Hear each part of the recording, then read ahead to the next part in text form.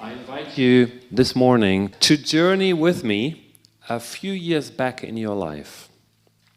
Who of you was around in the late 80s and in the 90s when we as Christians in this nation were praying for revival?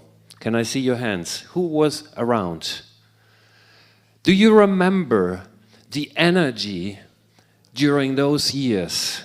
Do you remember the hopes and the prayers we prayed that God's kingdom would come in power, that we would see signs and wonders, and ultimately that masses would come into the church, right? I lived in Germany at the time, and there were even prophecies that revival would come. In one year, there were prophecies that said revival comes this Pentecost.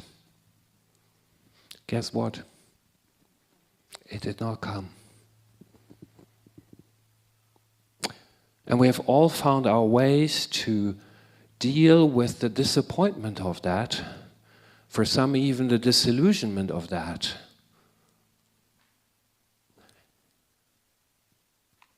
Now, what would you have said back then in those years when you had heard, if you had heard reports that somewhere in the UK 100,000 new people that had nothing to do with church are coming into the church?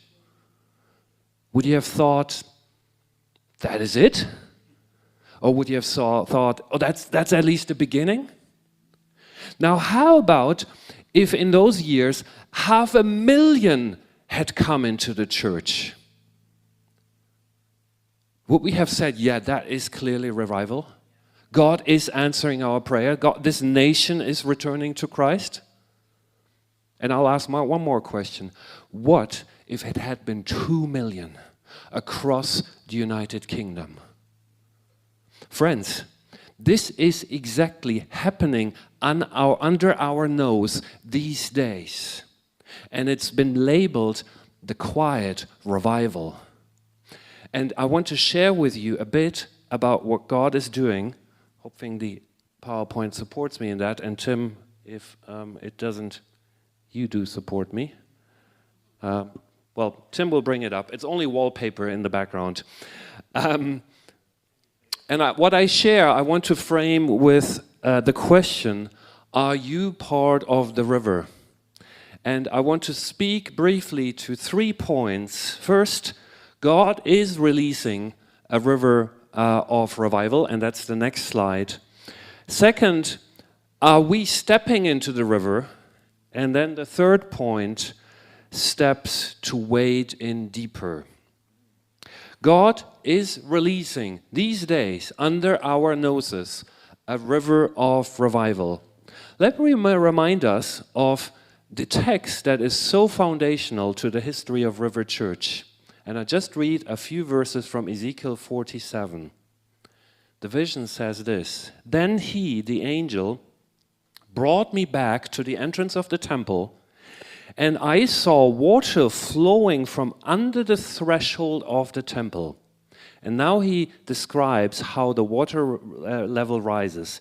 As the man went eastward with a measuring line in his hand, he measured off 1,000 cubits and then led me through water that was ankle deep. He measured off another 1,000 and led me through water that was up to the waist.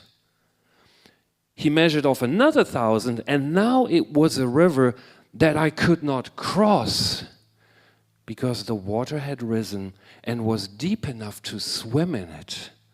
A river that no one could cross. He asked me, and that's the question I want to ask you this morning. Son of man, have you seen this?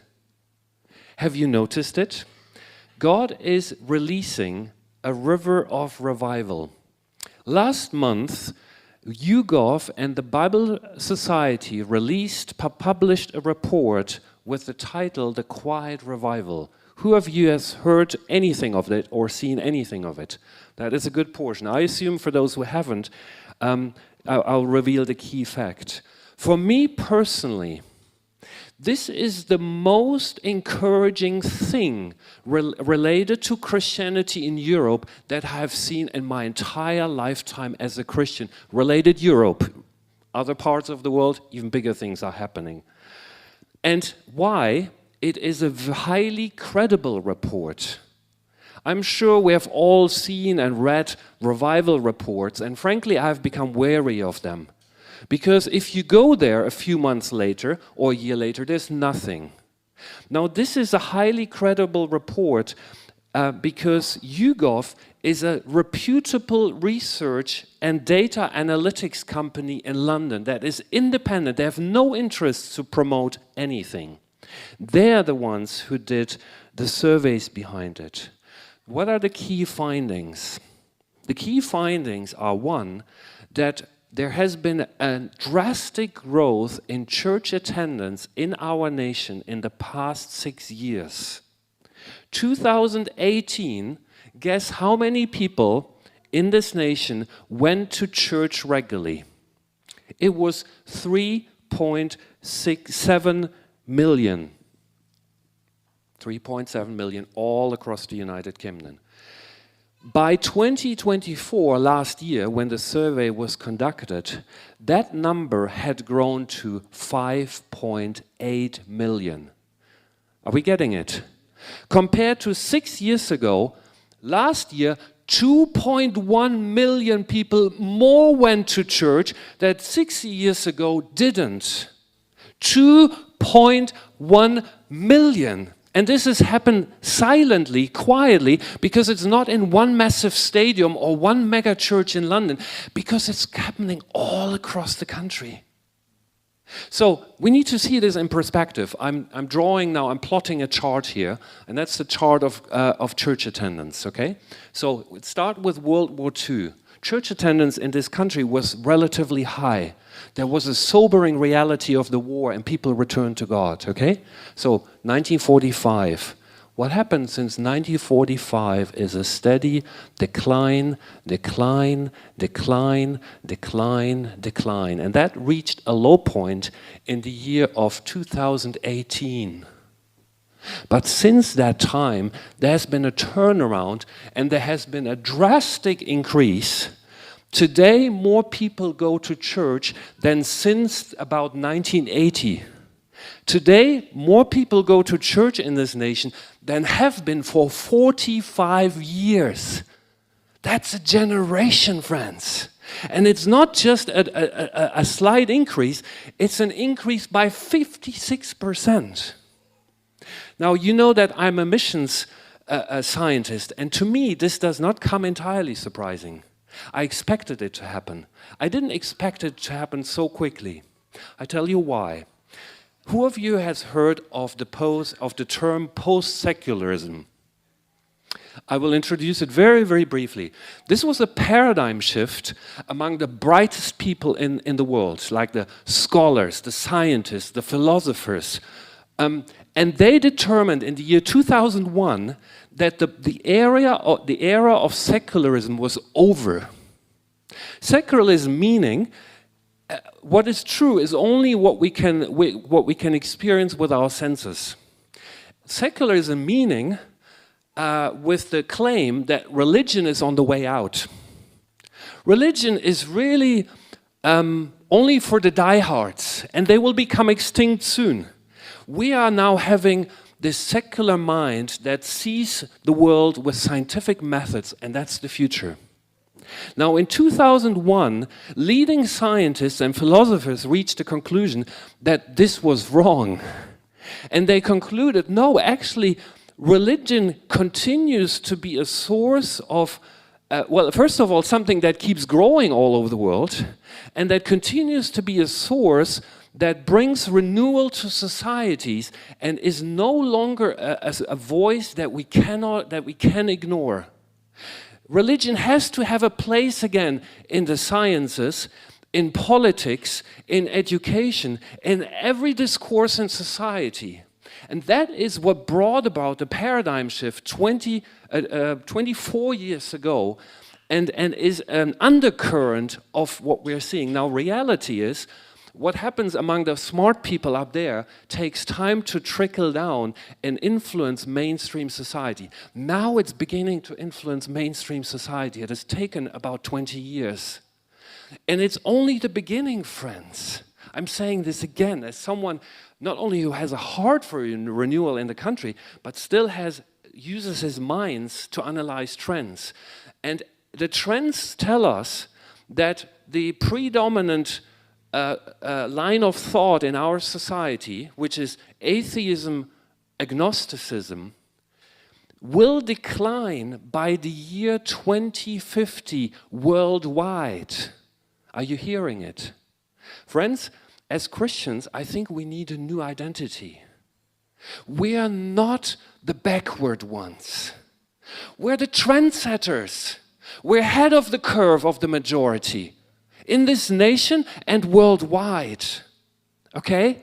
We may still be a minority, but this is changing.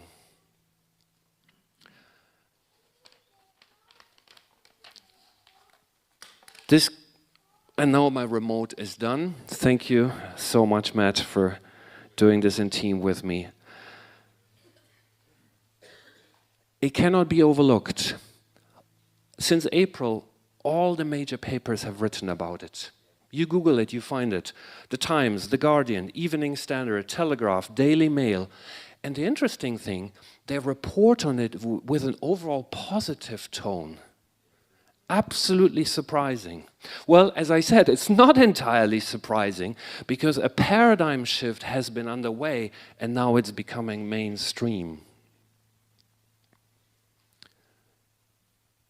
There's two more particular findings from the report that I want to share. The first one is, among 18 to 24-year-olds, the rise is particularly strong. So in 2018, 4% of this age group, 18 to 24-year-old, would go to church regularly. That is 1 in 25. Here, Marlow, Great Marlow School, 1 of 25 would go to church. This has risen to 16%. That is 1 in 6. Are you seeing it? This is the young generation. They're going to take over. They're going to have leadership positions soon, which means the trend will be only aggravated in years to come. And sociologists have come to dub Gen Z, the spiritual generation. Are we hearing it? The spiritual it's a key marker of this generation that they are spiritual. We as parents disciple our children, and I'm inviting Anna to share because I want to personalize how we experience that in our family. Anna, why don't you share what we have seen in our family with our kids? Okay. So our 16-year-old came to us the beginning of last year, excited that his friend at school was showing interest in faith. He's always been outspoken, happy to be an influencer, and not afraid to share his faith. And his friend, we'll call him Billy, was excited and interested in gospel and in exploring a relationship with God. And then in May last year, so we're talking about just 12 months, did I call him Billy? Billy, for the video.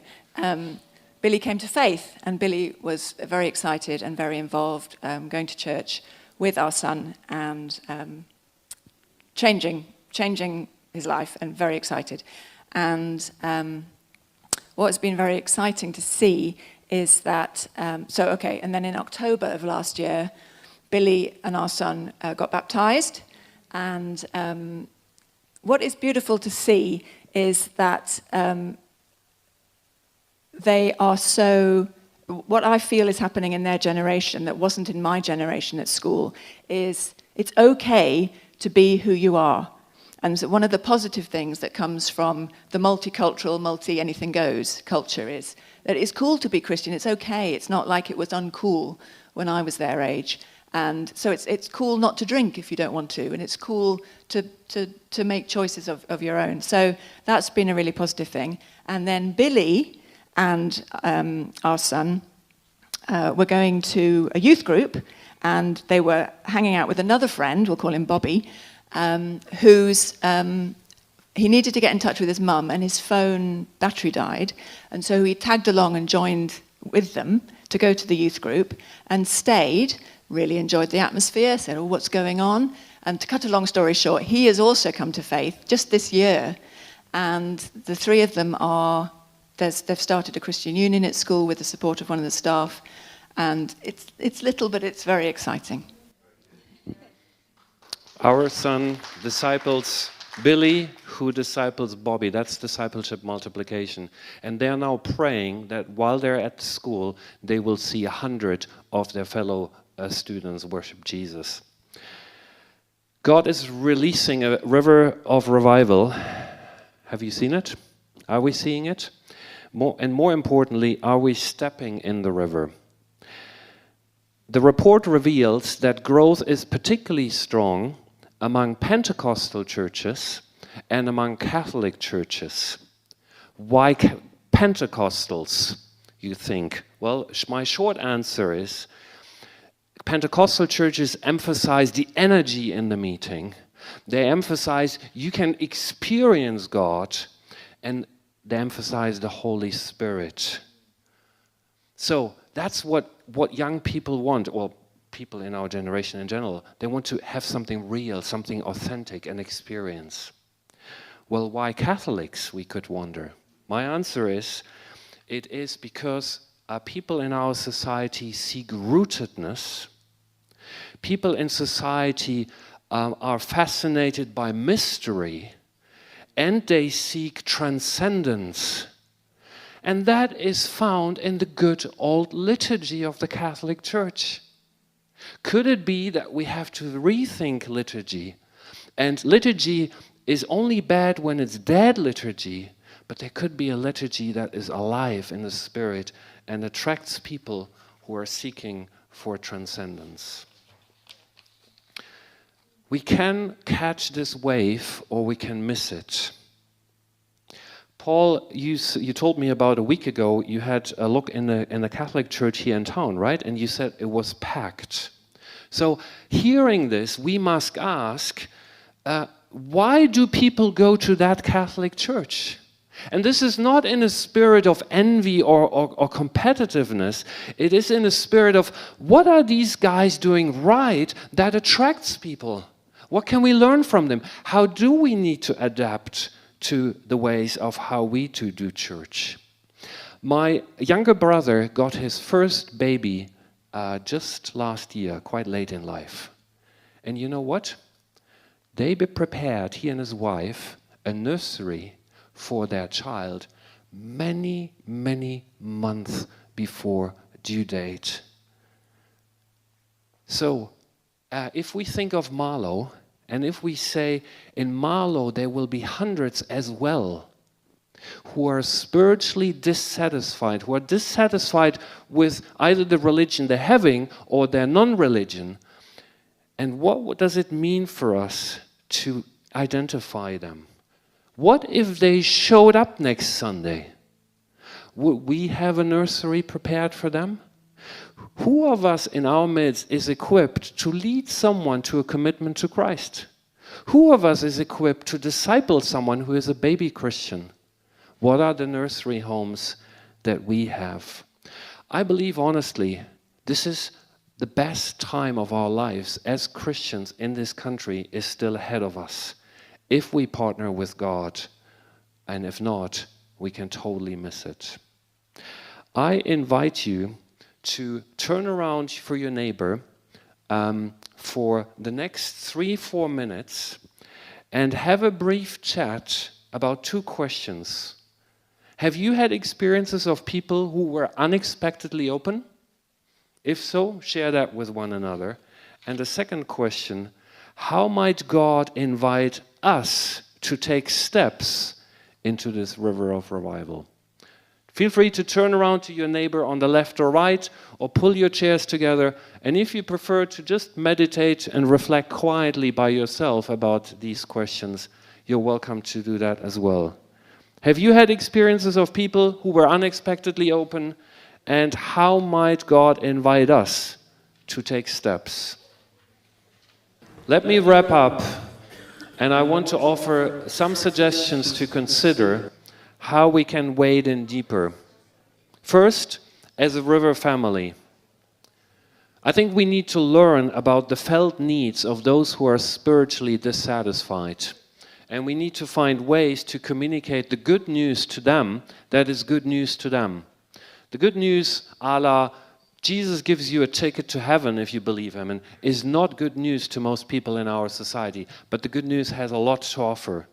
How about we consider it as River to include elements of liturgy to our meetings again? Recently someone did this and led through a confession in an almost apologetic way. Oh, this is Anglican. Well, this is beautiful. And maybe, and to me, my spirit rises when someone starts a meeting with a warm welcome and then says simply, in the name of the Father and the Son and the Holy Spirit. It may not be for everyone, but there are people out there who are drawn in by liturgy. What would it look like to design our meeting in a way that it's an invitation to experience God, not learn truth about him? Fundamental difference. And then lastly, for us as ministry, as congregation, friends, we do need to build up a youth ministries. We have tried to recruit, but apparently we don't find any solution from outside. Now, the principle in the kingdom is always that the resources are in the harvest. So if you are here, please, pray. And if you think, I would like to do something for the younger generation, but I'm not the leader of this, please do talk to church leadership. And maybe there are 2 or 3 who say, I could do something, but we have to do something for the young generation. We cannot continue like this. Finally, as individuals, look out for those who are discontent in town. It's hundreds of them. It's not my personal opinion or hope.